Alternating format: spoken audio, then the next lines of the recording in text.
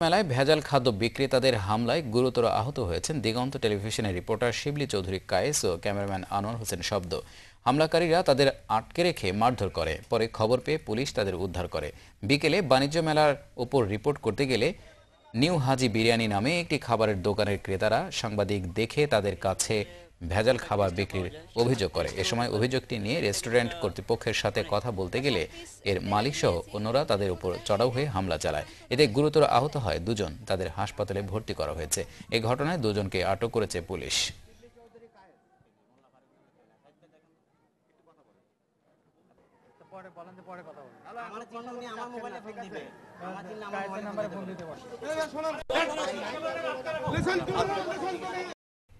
দিগন্ত টেলিভিশনের রিপোর্টার শিবলি চৌধুরী কায়েসকে বিশেষজ্ঞ চিকিৎসকরা ৪৮ ঘণ্টা গভীর পর্যবেক্ষণে রেখেছেন।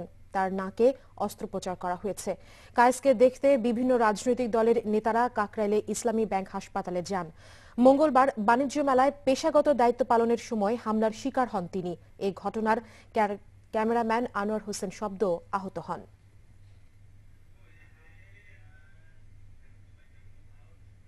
৪০ ঘণ্টার নিবিড় পর্যবেক্ষণ শেষ হয়েছে সন্ত্রাসী হামলায় আহত দিগন্ত টেলিভিশনের স্টাফ রিপোর্টার শিবলি চৌধুরী কায়েসের। এখনও হাসপাতালে চিকিৎসা দেওয়া হচ্ছে তাকে। সহকর্মী ও বিভিন্ন রাজনৈতিক দলের নেতা, সাংবাদিক ও দিগন্ত টেলিভিশনের কর্তৃপক্ষ নিয়মিত তার খোঁজ খবর নিচ্ছেন। আরও জানাচ্ছেন কাজী লুৎফুল কবির। শিবলি চৌধুরী কায়েস সহকর্মীদের ভাষায় কঠোর পরিশ্রমী এক সংবাদকর্মী। ছোট বোনের বিয়ের আয়োজন নিয়ে যার ব্যস্ত থাকার কথা ছিল, সে এখন হাসপাতালের বিছানায়। মাত্র দুদিন পরই তার আদরের বোনটির বিয়ে।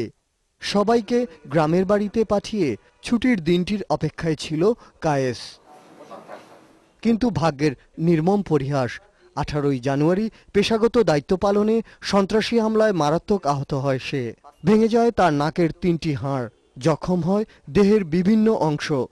অস্ত্রোপচারের পর চিকিৎসকরা 48 ঘন্টার নিবিড় পর্যবেক্ষণে রাখেন তাকে।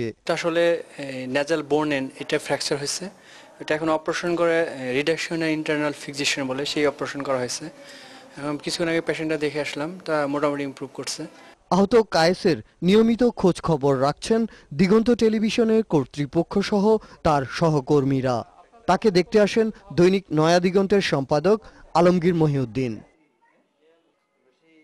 বৃহস্পতিবার বিকেলে শিবলিকে দেখতে আসেন বিরোধী দলীয় নেত্রীর উপদেষ্টা ও সাবেক মন্ত্রী ডক্টর ওসমান ফারুক, প্রেস সচিব মারুফ কামাল খান ও দৈনিক দিনকালের বার্তা সম্পাদক আমিরুল ইসলাম কাগজি।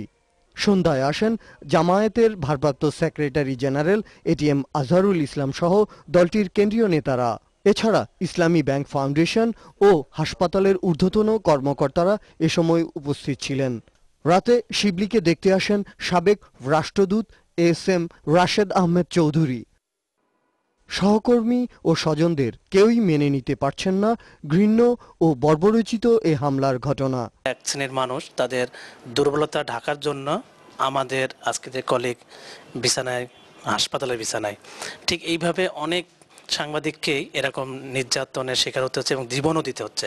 কারো জীবনে যাতে এই ধরনের পুনরাবৃত্তি না হয়, স্পেশালি সাংবাদিকদের, যারা গণমাধ্যম ব্যক্তিত্ব এবং যারা খুব সাহসের সহিত, সততার সহিত এই ধরনের কাজ করে থাকেন, সে খুবই সৎ এবং এই সততার কারণে আজকে তার উপর এই ধরনের হামলা এসেছে। এটার একটা কার্যকরী পদক্ষেপ নেওয়া হোক, যেন নেক্সটের জন্য, পরবর্তীতে যেন কোনো সাংবাদিক এই ধরনের কোনো কাজ করতে গেলে তাকে যেন হয়রানির শিকার হতে না হয়।